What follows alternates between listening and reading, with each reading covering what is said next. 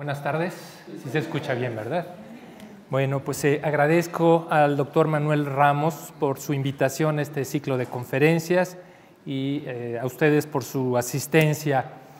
En su amable invitación, el doctor Ramos me dijo que si quería yo hablar de mi libro Los soldados de la conquista, herencias culturales, que por cierto lo pueden encontrar allá afuera.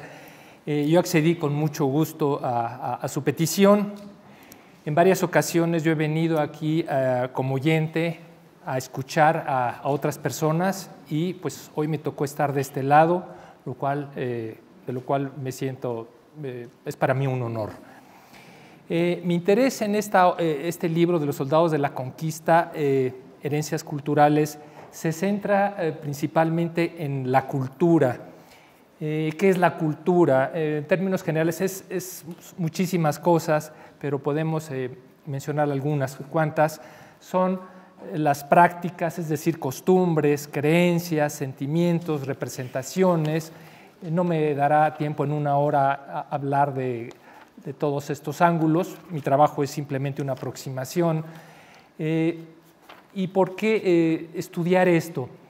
Normalmente se estudiaba, cuando yo estudié la carrera de Historia, a los indios y su cultura, así como a grandes personajes como podría ser Hernán Cortés o Pizarro, pero no se hablaba normalmente de los soldados de la conquista, era como algo secundario.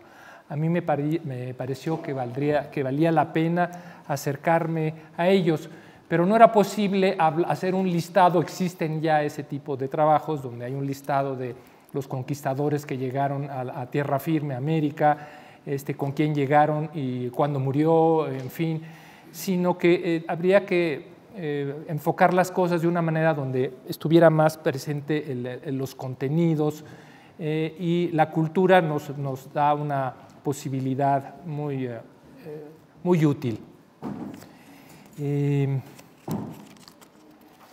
Bueno, esta es la razón que me mueve a mí. No voy a hablar de mi acercamiento a la historia porque sé que contamos con poco tiempo. En términos generales, ¿quiénes eran los soldados de la conquista? Bueno, llegaron principalmente españoles y venían fundamentalmente de Andalucía. Esto es en el siglo XVI, Andalucía, León, Extremadura y Castilla la Vieja. Pero no solo llegaron españoles, también llegaron otros europeos, genoveses, italianos, portugueses. He leído por ahí que también algunos griegos, en fin, una diversidad de europeos y también de españoles de regiones muy distintas. En cuanto al estrato social al que pertenecían social y culturalmente, también eran muy disímiles. Venían, como lo llama Bernal Díaz del Castillo. Yo me baso fundamentalmente en Bernal Díaz del Castillo porque ser una obra de mucha riqueza. Habla no solo de la conquista y de los indios, sino habla de ellos, de los soldados mismos, de lo que hacían y de lo que el propio Bernal Díaz pensaba. Tiene una gran riqueza. Entonces Bernal Díaz habla de personas de calidad. Decía, tal soldado era una persona de calidad. Otros eran hidalgos. Bernal Díaz se ufanaba de ser uno de ellos. Y los hidalgos eran grupos personas que pertenecían a la aristocracia del nivel más bajo, que normalmente residían en pequeñas ciudades o aún en el campo, ¿no? Donde sus parientes habían luchado en contra de árabes y por eso habían ganado, digamos, este rango de ser hidalgo o hijodalgo, que es hijo de algo. Por otro lado, el mismo Bernal Díaz habla de bellacos. Es el nivel más bajo socialmente hablando, así como de gente de la mar, que él lo deja ver un cierto desprecio por decir que tenían muy pocos conocimientos, muy poca cultura o eran muy rústicos. Otro dato general sobre los soldados: se sabe, en contra de lo que se pensaba, que solo casi un 16% de los soldados que llegaron no sabían leer y escribir. Es decir, una buena cantidad sí lo sabía. Esto a diferencia de las personas que habían acompañado a Colón, que tenía, digamos, otro perfil, ese grupo de gentes. Por supuesto que venían a la Nueva España bueno, a México, luego llamada Nueva España, venían a buscar beneficios que no tenían en sus tierras, venían a buscar tierras, venían a buscar oro, en fin. Los principales cronistas, soldados, porque existen cronistas religiosos y cronistas que no son soldados y tampoco religiosos. Tenemos a Hernán Cortés, muy conocido. Él era más que soldado, bueno, el capitán precisamente de todo el grupo de la conquista, que como ustedes saben escribió sus cartas de relación con un estilo muy oficioso. Otra persona es Francisco de Aguilar, su relación breve de la conquista de la Nueva España. Andrés de Tapia, relación de algunas de las cosas que acaecieron al muy ilustre señor don Hernando Cortés. A Bernardino Vázquez de Tapia, que escribió una hoja de servicio, pero que sirve también como una fuente de los soldados, la relación que escribió el Conquistador Anónimo, y por último la propia de Bernal Díaz del Castillo, de la que voy a hablar un poquito, que se llamó Historia verdadera de la conquista de la Nueva España. He de decir que esta obra tiene muchas temáticas, escribe Bernal Díaz con muchos estados de ánimo. Es cierto que en ciertos momentos habla mal de los indios, especialmente cuando él relata que se llevaron a sacrificar a alguno de sus compañeros españoles, pero al mismo tiempo, de manera asombrosa, habla también bien de los indios. Ahorita recuerdo algún pasaje donde habla de la capacidad que tenían de trabajo los indios para aprender oficios, el que ya tenían ellos herbolarios, gentes que cirujanos les llamaba, cirujanos y herbolarios, y en fin, unos cantantes que también él aplaude mucho. Digamos, estos son unos rasgos generales de su crónica. No es una crónica triunfalista, en realidad él siente temor, bueno, pena por el propio Moctezuma, y no se diga por Cuauhtémoc, donde hay una fuerte, aunque velada, crítica contra el propio Hernán Cortés por mandarlo ahorcar. Pero bueno, ¿quién era Bernal Díaz del Castillo? Unos elementos básicos. Él era un hijo de un regidor, es decir, en Medina del Campo, es un gobernante. Bueno, me faltó decir que en la obra de la Historia verdadera de Bernal Díaz se habla no solo de la conquista, también se habla de unas épocas posteriores, el viaje de Hernán Cortés a las Cibueras y otros eventos hasta 1568, es decir, mucho después de la propia conquista. Pero siguiendo hablando de Bernal Díaz, él llega a tierra firme, bueno, a América con 18 años. Él ya había aprendido a leer y escribir, era lógico al ser el hijo de un regidor. Podemos sospechar que en algún momento dado hizo trabajos junto con los regidores, trabajos como amanuense, como copista, dada su habilidad que tiene para escribir, y también es posible que haya tenido que ver algo con cuestiones de comercio, porque se nota que en su crónica tiene muy claro cuál es el valor de un arma o el valor de un caballo, o en fin, de varios elementos. Aquí tenemos ya un esbozo biográfico muy breve. Se ha abierto una discusión de si Bernal Díaz era realmente alguien muy erudito o realmente pertenecía a un estrato popular. Realmente no es ni uno ni otro. En un trabajo posterior que elaboré a este libro, yo hago un estudio de los libros que realmente leyó o que hay evidencia de que haya leído Bernal Díaz, que se reflejen en su propia obra, y no todos los que él menciona parece haberlos leído. por ejemplo, los comentarios de Julio César. Más bien lo que él habla de Julio César es algo que se decía entre los propios soldados de la conquista.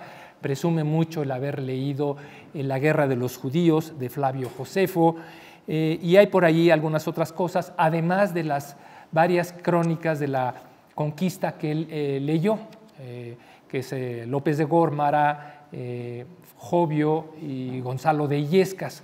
Cuando él lee a estos tres coronistas, como él les llama, son coronistas porque son los cronistas escribían para la corona, él se indigna mucho de que no se hable de los soldados, del que el único que haya supuestamente obtenido el éxito de la conquista era Hernán Cortés, y bueno, esa es una de las muchas motivaciones que tiene Bernal Díaz para escribir. Otra, evidentemente, pues es obtener mercedes, obtener botín, el oro que se le sustrae a diversas comunidades indígenas, y en fin, tierras, encomiendas, pero también figura en él la idea de ganar fama y gloria. Son, digamos, varias cosas que están presentes en su obra. Ahora bien, ¿quiénes eran los soldados de la conquista? Pues era un grupo heterogéneo, no, como ya dijimos, venían de diferentes lugares, no participaban de los mismos elementos culturales, pero sí podemos decir que la misma conquista, las experiencias de la conquista, los momentos de estar en peligro en las luchas contra los indios, los fue cohesionando de alguna manera hasta cierto punto, porque también tenían dificultades entre ellos. Pero no olvidemos que dos elementos culturales también estaban muy presentes. Todos ellos, de alguna manera, seguían la religión católica y se comunicaban, aunque supieran alguna otra lengua, a través de la lengua castellana. No voy a dar más datos, ya les dije que esta obra no tiene un carácter triunfalista, sino aborda un sinnúmero de asuntos, y especialmente el de los soldados. Bueno,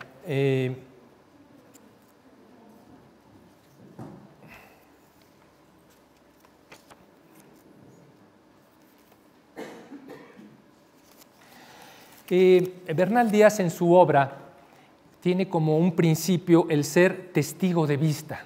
Esta es una manera de oponerse, de competir con los otros cronistas españoles famosos, y dice que él es testigo de vista, que de lo que él habla, él lo vio, él estuvo presente. Esto no será siempre así, pero efectivamente sigue esta norma. Algunos ejemplos, asume, digamos, este principio, y un ejemplo es cuando él habla del propio Cortés y hace una pequeña biografía de Cortés. Dice, cito, fue de buena estatura y cuerpo, la color de la cara tiraba a algo cenicienta. Evidentemente es algo que él vio en el propio Cortés. O bien cuando se habla del famoso pasaje de Cintla, donde Gómara habla de la aparición de San Pedro y el apóstol Santiago, y él afirma que pues, realmente él solo recuerda lo que vieron sus, cito, ojos pecadores. Dice, yo eso no lo vi, entonces no hablo de eso. Pero bueno, está por otro lado la dimensión de lo que él escuchó, más allá de lo que él realmente vio. Por ejemplo, Díaz del Castillo de Cortés nuevamente nos informa que, cito, era algo poeta, hacía coplas en metros y en prosa. Esto es evidente que él lo tuvo que haber escuchado. En varias ocasiones menciona que lo alcanzó a saber. Eso quiere decir que lo escuchó de otros de los soldados, y me llega a mencionar quiénes eran sus fuentes en algunos momentos. Un tal Juan de Herrera, un tal Juan de Guzmán, que era persona de calidad. Esto, digamos, garantizaba la fuente oral. Un tal Cosme Román, en fin. menciona él en su obra que era una costumbre de los soldados que antes y después de los encuentros con los indios se sentaban a hablar y decía, cito, comunicábamos los unos con los otros, hablando seguramente sobre estrategias, sobre los peligros o bien sobre los resultados del enfrentamiento. Bernal Díaz también menciona, estas cosas y otras sé decir que lo oí a personas de fe y creer que se hallaron cuando aquello pasó. Pero no siempre el informante se puede identificar quién era y mucho menos siempre es una persona de calidad. A veces él utiliza el término dizque, que quiere decir dicen que, ¿no? Dizque tal sucedió, lo oyó por otro lado. Por ejemplo, sobre Moctezuma, Bernal Díaz del Castillo escribe, dicen que, hablando de Moctezuma, que les dijo que mirasen que de muchos años pasados sabían por muy cierto, por lo que sus antepasados les han dicho, y así lo tienen señalado en sus libros de cosas de memorias, que de donde sale el sol habían de venir gentes que habían de señorear estas tierras y que se habían de acabar en aquella sazón el señorío y reino de los mexicanos. Esto es algo que asombra a Bernal Díaz, al soldado cronista, y por eso lo registra. Hay otro esbozo, otro elemento biográfico del propio Cortés, en el que señala el soldado cronista, oí decir que cuando mancebo en la isla española fue algo travieso sobre mujeres y que se acuchilló algunas veces con hombres esforzados y diestros. Esto es algo que escuchó y no dice de quién. Se oyen también, y lo registra Bernal Díaz, después de que fueron llevados a sacrificar dos de los mozos de Cortés, él dice, cito, algunos desde entonces dijeron un cantar o romance, y es este, en Tacuba está Cortés con su escuadrón esforzado, triste estaba y muy penoso, triste y con gran cuidado, una mano en la mejilla y la otra en el costado. Todavía en esta época se escribían estos romances, aunque este romance pues, se sabe de dónde, cuál fue, digamos, la inspiración, está tomado de alguna manera del romance de la reina troyana, pero bueno, alguno de los soldados lo reutilizó para hablar de Cortés. Bernal Díaz, por otra parte, no solo ve o escucha, también lee cartas que llegaban a donde se reunía Cortés y sus demás capitanes. Bernal Díaz tenía acceso, digamos, a este grupo porque a él pertenecía un soldado apellidado Lugo, que era vecino de Medina del Campo, donde había nacido Bernal Díaz, y él tenía acceso. Me atrevo a pensar que si Gonzalo de Sandoval, otro de los capitanes, no sabía leer, uno de estos soldados tenía que estarle traduciendo y diciendo qué se escribía o qué información recibían escrita, y es posible que Bernal Díaz haya sido uno de ellos. De tal manera que Bernal Díaz escribe de repente en su crónica, no lo alcancé a saber por entero, o bien, no lo sé bien, y agregaba, remítome a los que se hallan presentes, a los que se hallaron presentes. Aclara, por esa razón, en el momento de hacer su relación, que escribió a 3 amigos de México, cito, para que me envíen relación porque no vaya así incierto.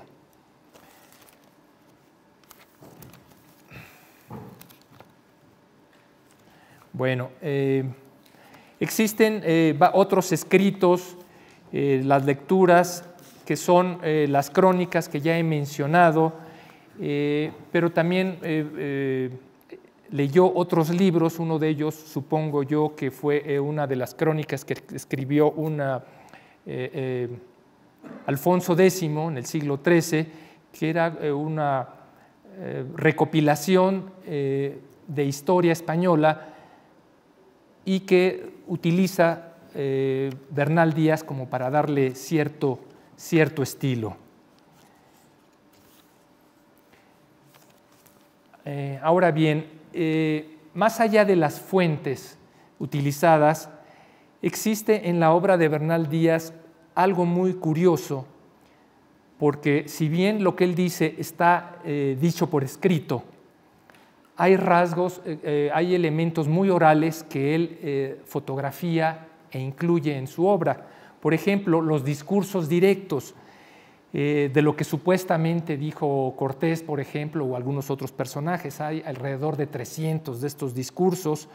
Los más cortos son frases como las que se utilizaban para atacar, para iniciar la batalla, que era decir adelante caballeros, o decir Santiago y a ellos, o bien discursos más amplios o elaborados según lo que recordaba Bernal Díaz o seguramente reformulaba, eran arengas o alocuciones que decía Hernán Cortés para estimular a sus soldados. Pero al mismo tiempo Bernal Díaz presenta en su obra, y esto lo hace muy ameno, muchos refranes. Cortés también lo hace en sus cartas de relación, era algo que, digamos, todos los estratos sociales acostumbraban a utilizar refranes. No me voy a detener en esto, solamente en algunos que se acuñaron en la época de la propia conquista. Así Bernal Díaz nos dice, por ejemplo, cuando ahora hay diferencias sobre buenos caballos, se suele decir, en bondad es tan bueno como fue Motilla. Esto ya se volvía una muletilla para los propios soldados. Los momentos de repartirse el botín, dice el soldado cronista, acuérdome que se traía una plática entre nosotros que cuando había alguna cosa de mucha calidad que repartir, que se traía por refrán, no se lo repartir como Cortés.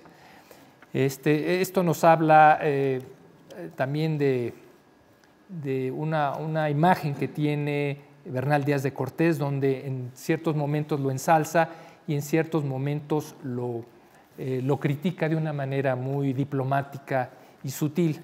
Aquí entre paréntesis, esto es una de las razones por las que es difícil pensar en lo que planteó Duverger sobre la no escritura de la historia verdadera por un simple soldado como Bernal Díaz y que debió haber sido Cortés, pues no tiene sentido por esta razón y por muchas otras más, pero no me detengo en esto. Hay algo muy curioso también en Bernal Díaz que no he visto en otros autores, porque él habla de los soldados, de la voz que tenían, de la forma de hablar y de la conversación. Son cosas distintas que se parecen un poco.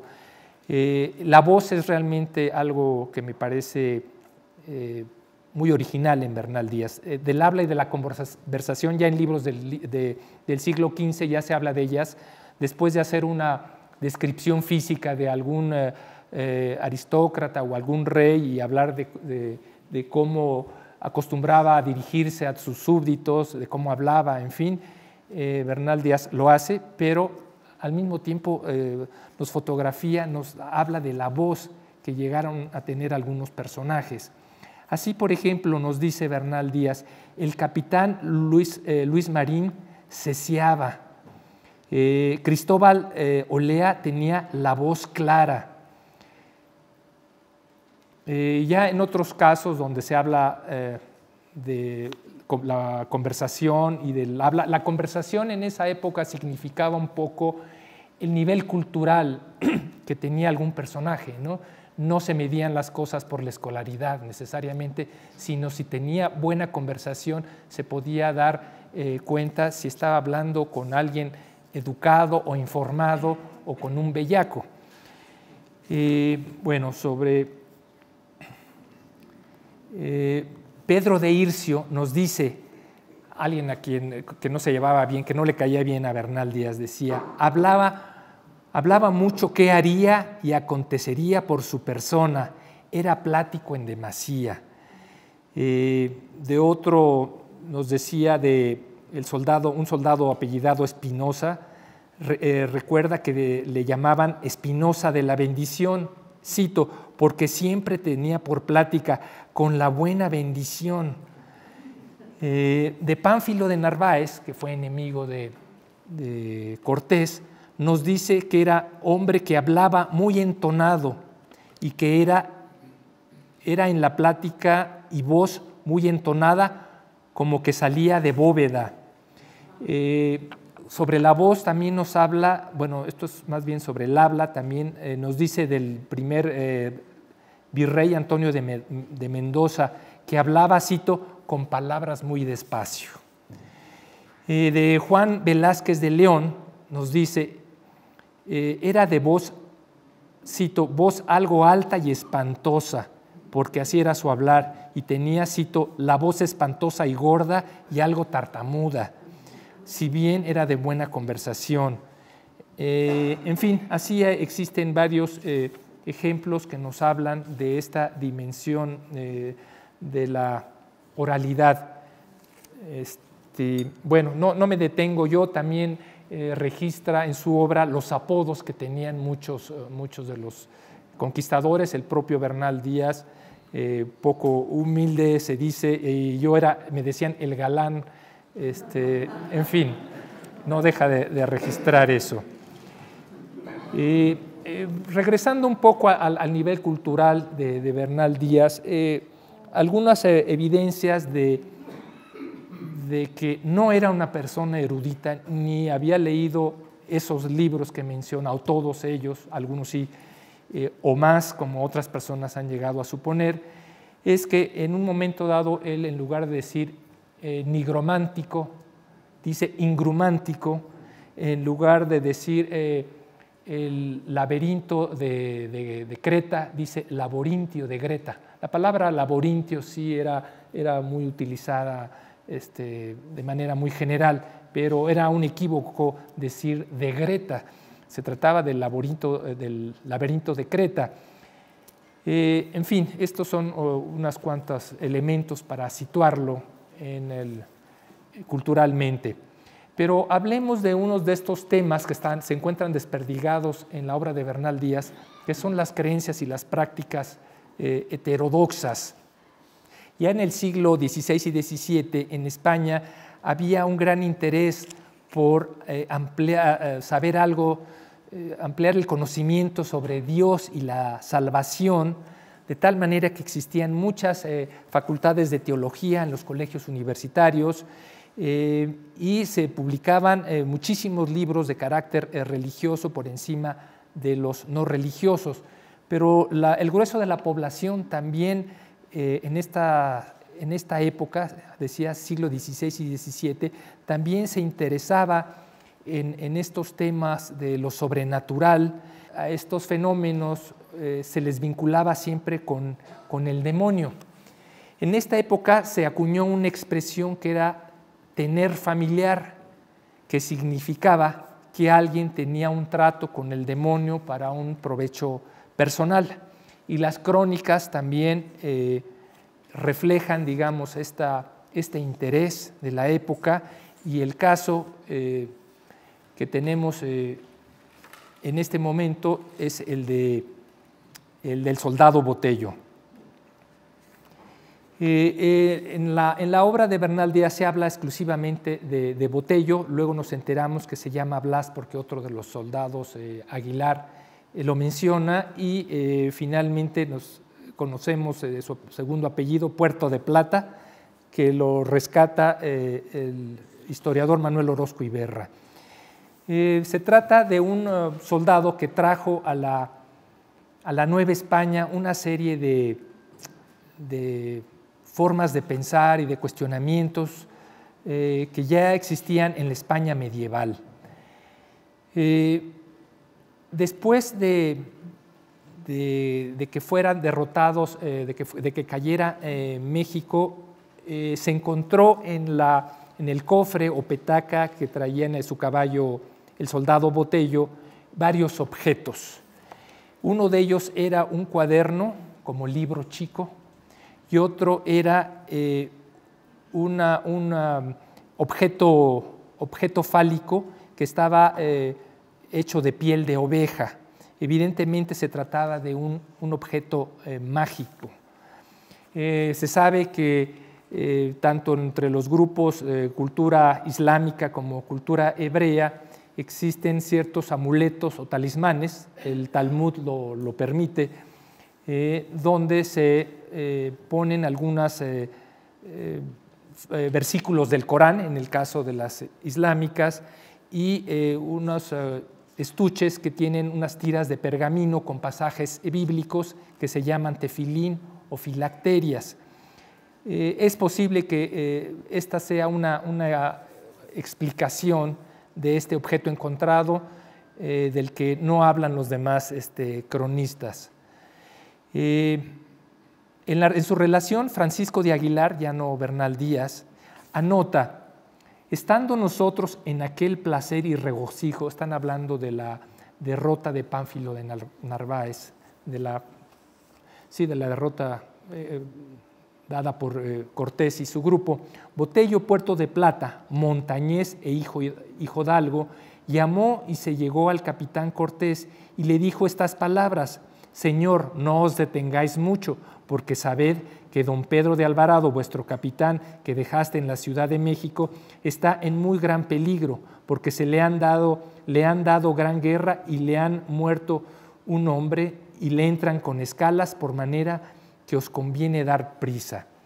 Y agrega este soldado: todos se espantaron como aquel lo sabía y decíase que tenía familiar. Efectivamente, el combate, en el momento en que llegan los españoles, mantenía Pedro de Alvarado un combate con ellos, tal como lo había vaticinado Botello.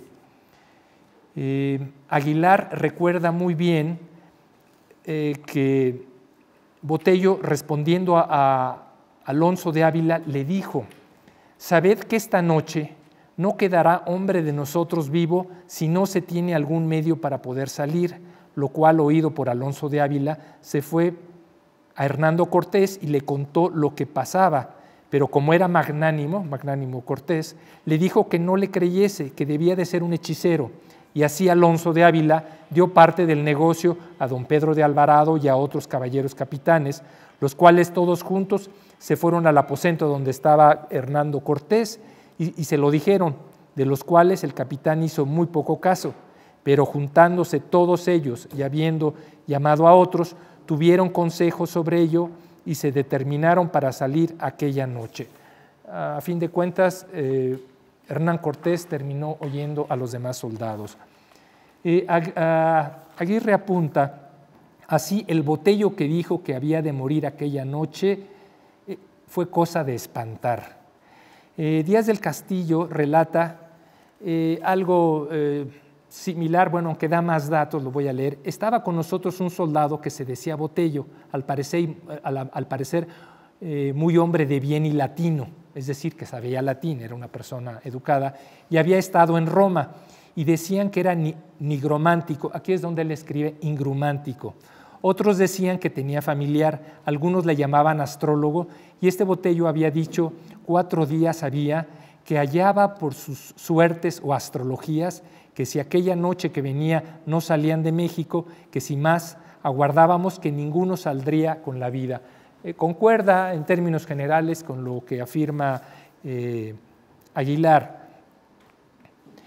También menciona el soldado cronista: el astrólogo Botello no le aprovechó su astrología, que también allí murió con su caballo. Bernal Díaz lee esos papeles, cito papeles como libro con cifras y rayas y apuntamientos y señales, donde aparentemente está adivinando el soldado con preguntas y respuestas. Lo que anota en su crónica Díaz del Castillo son estas preguntas, las preguntas y la respuesta. La pregunta es, lo escribía Botello: si me he de morir aquí, en esta triste guerra, en poder de estos perros indios. Y decía en otras rayas y cifras más adelante: no morirás. Y decía en otra parte, preguntando: si me han de matar también mi caballo, decía adelante, sí matarán. Y de esta manera tenía otras como cifras y a manera de suertes que hablaban unas letras con otras. Esta escritura no parece asombrar mucho a Bernal Díaz. Podría ser que la razón fuera el hecho de que, como él había vivido en Medina del Campo, donde vivía una gran cantidad de conversos moros y judíos, había visto sus escrituras y no le parecían algo demasiado, no le intrigaban demasiado. En ningún momento dado se habla de signos como signos del zodiaco, planetas o cosas de ese estilo. Ahorita eso lo digo yo porque mi compañero Guillaume Olivier y amigo interpreta este pasaje de otra manera. Es posible que él les dé su propia interpretación de este suceso y él sí lo toma al pie de la letra, esto de astrologías. En esa época decir nigromántico, hechicero, astrólogo, eran realmente, no se utilizaban con un rigor científico ni mucho menos. Si bien tenían una raíz muy diferente, pues se usaban de una manera muy generalizada. Hay que decir también que efectivamente era una época donde había muchas supersticiones. Bernal Díaz y otros soldados hablan de varias caídas de caballos que eran interpretados por muchos soldados como algo de mal agüero, por lo cual tendrían que regresarse a sus reales, y en todo momento Hernán Cortés se muestra como alguien que no es supersticioso. Bueno, este tipo de forma de leer el futuro o de querer ver qué va a suceder pertenece, desde mi punto de vista, a una tradición de la magia, pero de la magia específicamente cabalística. ¿En qué consistía esta tradición? Era una combinación de letras. La cábala originalmente desde las épocas talmúdicas, se utilizaba para conocer las sagradas escrituras, era una cuestión mística, pero luego se derivó a una utilización popular que era permitida también a los judíos. Pero no solo eso, en el siglo XIV se difundió mucho este tipo de prácticas, la cábala, en las comunidades judías españolas, y en el propio siglo XV surgió en Italia. Recuerden que el soldado Botello estuvo en Roma, surgió una escuela cristiana de cábala. Lo que buscaban los místicos era sobre todo el éxtasis. No sé si vale la pena que yo les lea un poco el proceso, no encontré más que en un documento cómo era este procedimiento que pudo haber estado realizando el soldado Botello. Abulafia se remite a estos empleos mágicos de combinación de letras, en donde recomienda que uno tiene que sentarse en un cierto estado de ánimo con una pluma y dejarse llevar cada vez más por la mente y empezar a leer uno lo escrito de otra manera. No me voy a detener. Ya mencioné que existe esta cábala práctica. Perdón.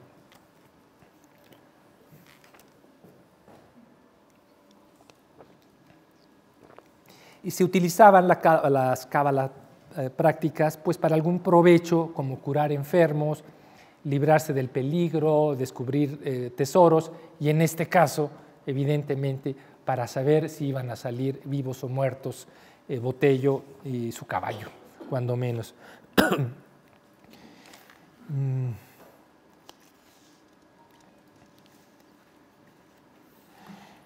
Bueno, no tenemos muchas respuestas a diferencia a muchas preguntas porque no existen evidencias rotundas, son solo indicios, pero sabemos que el soldado Alonso de Ávila, con el que habló Botello en un momento dado y se dirigió después con Cortés para convencerlos de que salieran de México, este compañero más tarde, en 1537, tuvo una averiguación ante un tribunal de la Inquisición por sospecha de judaizante. Es obvio que esto no es definitivo, pudieron haberse dado estos elementos o no. Lo que sí es muy claro que Botello mantuvo siempre en secreto cuáles eran sus procedimientos y es muy claro que los soldados siguieron siempre las premoniciones de Botello, o al menos las escuchaban con respeto. El propio Francisco de Aguilar, que se volvió religioso más tarde, al redactar o dictar su propia crónica, lo trata con mucho respeto. Sabemos que posteriormente se van dando diversas interpretaciones de este suceso de Botello hasta el punto de olvidarlo, tal vez porque no se ajusta a la historia. Todos sabemos que la historia tiene muchos usos, el propio histórico, el historiográfico, pero también hay usos políticos. Por ejemplo, Gonzalo Fernández de Oviedo dijo en algún escrito que efectivamente Blas Botello pronosticó lo de la conveniencia de salir de la Ciudad de México, pero disculpa a Cortés porque realmente él tenía mucha experiencia en el asunto. Por otra parte, Cervantes de Salazar ya modifica más los términos y acusa a Botello de ser una persona de mal agüero. Antonio de Herrera y Tordesillas deforma ya el sentido que ya no se entiende de esa época de tener familiar y habla de un hermano de Botello. Lo mismo hace Juan de Torquemada, habla de un hermano. Y no se diga Antonio de Solís, otro historiador español del siglo XVII, donde se refiere a Botello como un hombre envilecido, un astrólogo propiamente en el sentido literal, y habla de que hacía una observación de las estrellas, lo cual en las crónicas del soldado cronista no aparecen. Lo acusa también de ser un hombre sin letras ni principios. En fin, se va deformando todo esto. Tengo todavía un poco de tiempo. Me voy a detener en esto del otro tema que aborda Bernal Díaz de una manera dispersa, que es sobre la cura, lo que hacían los soldados de la conquista para recobrar la salud si estaban enfermos o habían sido heridos. Es lógico que todos los soldados hablan de sus heridas con mucho orgullo, porque esto remite a su participación activa, si no es que a actos heroicos de los propios soldados de la conquista. Se habla en la obra de Bernal Díaz, en cuanto a heridas, de la propia muerte de Moctezuma. Bernal Díaz y Cortés coinciden en que murió de varias pedradas que le arrojan los propios mexicas a Moctezuma. Hernán Cortés dice que de una pedrada, Bernal Díaz dice que de 3. Hay un religioso que dice que no cree que haya muerto de estas pedradas, sino que se le dio algún veneno antes de morir. En fin, se hablan de diversas heridas, hablaré muy poco de esto. Por ejemplo, Cortés en su propia crónica, sus propias cartas de relación, dice: salí fuera de la fortaleza, aunque manco de la mano izquierda, de una herida que el primer día me habían dado. Bernal Díaz es quien más habla de estas heridas, y por ejemplo él dice que anota que en Ixtapalapa fue malherido con el rebote de una lanza que le dio, cito, junto al gaznate que estuvo de ella a peligro de muerte. Igual habla de haber recibido unas cuchilladas y un flechazo, pero acepta también que por haber estado malherido, no estuvo presente en varios de los enfrentamientos.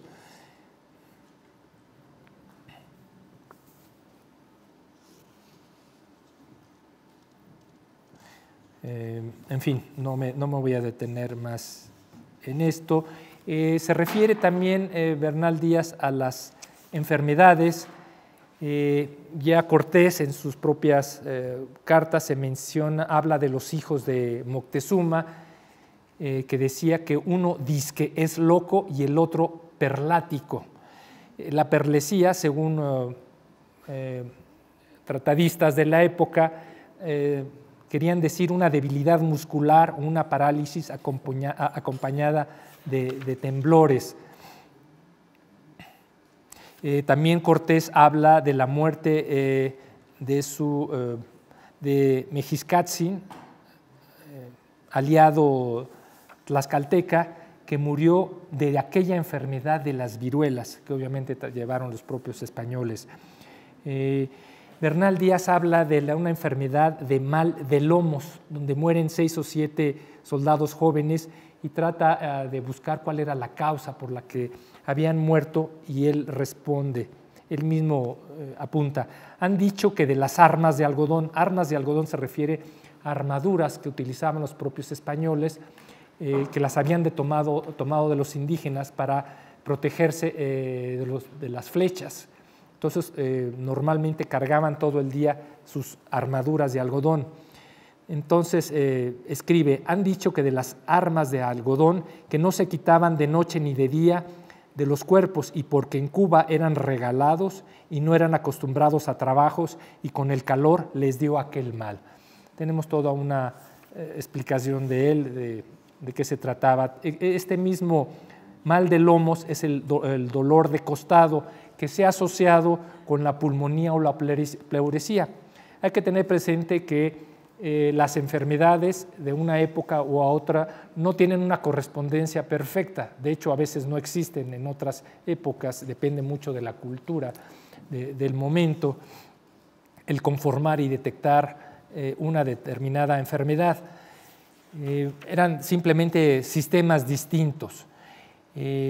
Se habla, por ejemplo, que Francisco de Garay, otro conquistador que llega con Cortés, murió del dolor de costado después de salir muy temprano de misa. Bernal Díaz asocia este dolor de costado a cito, sangre y polvo que estaba cuajado en las entrañas, y que ellos vomitaban por la boca después de los enfrentamientos. Se dice que Cortés, cito, cayó malo de pensamiento después de todas las acusaciones que hizo Pánfilo de Narváez. ¿A qué corresponderá este malo de pensamiento? No sabemos si a depresión, si a un coraje, una cosa de estas, pero existían en esa época, así se vivían. Por otra parte, Diego Velázquez también de pesar cayó malo, esto cuando se le dijo que no le pusiera trabas ya a Cortés y que le restituyera los gastos que había hecho en las conquistas. Hay otro ejemplo muy interesante con el licenciado de la Torre, pero no me voy a detener en esto. Se habla de que algunos soldados como Rodrigo Rangel estaba tullido de bubas y por eso no lo dejaban ser capitán en una entrada contra los zapotecas. Bubas eran tumores y estaba asociado, hoy se le asocia a varias enfermedades, una de ellas la sífilis y otra una modalidad de lepra. Otra enfermedad detectada era estar malo de espanto. En una ocasión, en diversas ocasiones, pero en una mueren 23 soldados después de que no habían comido durante muchos días y pudieron comer carne, y cito a Bernal Díaz: comieron tanta carne los soldados que, como estaban debilitados de no comer cosa de subsistencia de muchos días atrás, les dio cámaras y tanta dolencia que se murieron. Cámaras es diarrea. Se habla también en la obra de Cortés de pestilencia, que corresponde a peste, y hoy mismo en día, actualmente, peste es una enfermedad demasiado amplia, que se sabe que es algo muy contagioso, muy grave y que implica la mortandad, de gran mortandad. Bernal Díaz, en lugar de utilizar este término elegante de pestilencia, como lo usa Cortés, él habla de que cayó malo de modorra. Está hablando de la misma enfermedad porque habla de los mismos personajes. Así que de Luis Ponce de León dice: cayó malo de modorra, le dio una muy recia calentura y echóse en la cama y estuvo 4 días amodorrido sin tener el sentido que convenía, y todo lo malo del día y de la noche y todo lo más del día y de la noche era dormir, y había perdido el habla. De otra persona, del licenciado Marcos de Aguilar, registra Bernal Díaz que estaba muy ético. Esto quiere decir que tenía una enfermedad crónica, como diría Juan de Cárdenas, un doctor, un médico o cirujano de finales del siglo XVI. Era una enfermedad habituada, larga y muy arraigada. Bueno, siempre que se habla de medicina suele hablarse de venenos y ponzoñas. ¿Por qué? Porque existía una obra de un médico griego que se llamaba Dioscórides, que incluía siempre un capítulo sobre venenos y ponzoñas. Tampoco me voy a detener en él, simplemente Bernal Díaz alude de una manera muy discreta y diplomática las dudas que tienen muchas personas, muchos soldados, ante la muerte de diferentes personajes, donde se le acusa al propio Hernán Cortés haberles dado rejalgar, que es arsénico o hierbas venenosas. Bueno, se sabe que en los diferentes ejércitos normalmente el capitán traía alguna persona que se encargaba de hacer estos trabajos. Uno de ellos es el cirujano, este venía con Pánfilo de Narváez, que luego se incorpora al grupo de Cortés, el cirujano maestre Juan. Los médicos, a diferencia de los cirujanos, se encargaban de evacuar los humores, por ejemplo, hacer sangrías y purgas. He de mencionar aquí que Bernal Díaz menciona los buenos ingenios de los indios, quienes tenían, cito, cirujanos y herbolarios, como había dicho anteriormente. Bueno, a lo largo tanto de la crónica de Bernal Díaz se habla de médicos, de cirujanos, de maestres, de barberos, de boticarios, de matasanos y ensalmadores. Bernal Díaz dice que cobran muchísimo los matasanos por curar. Están en el propio grupo de los... Bueno, existen unos italianos, esta parte de cómo manejaban ellos a sus dolientes, no lo menciono, simplemente algunos de los remedios. Ya vimos que para el dolor de costado se habla de sangrar y de purgar. A los éticos y dolientes de bubas se les recomendaba tomar leche de mujer de Castilla o leche de cabras. A una mujer que no podía parir se le recomendaba un lectuario o electuario de zarzaparrilla, que en ese momento era una planta que era considerada una panacea. Se encontró mucho en América, de una variedad distinta a la que había en Europa. En fin, se usa el aceite caliente, la sal, y cuando no tienen estos recursos echan mano del unto de los indios muertos. Se utilizaba mucho entre los españoles en albeitería, es decir, en veterinaria, la grasa de los caballos, ponérsela a las heridas de otros animales. Otro español curaba con ensalmos, santiguaba y ensalmaba. Esto quiere decir que bendecía la herida y decía alguna oración, por eso se llama ensalmar, es decir, un salmo. Había mucha fe en que de esta manera se curarían.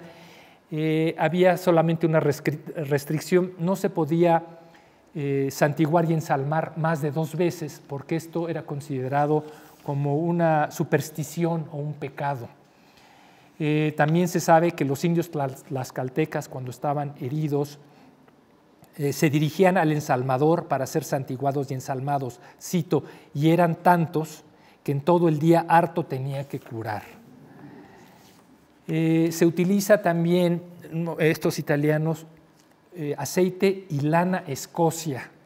Yo me imagino, esto no lo he logrado aclarar, que se trata de una lana escocesa más que colorida como hoy la conocemos, sino una lana gruesa.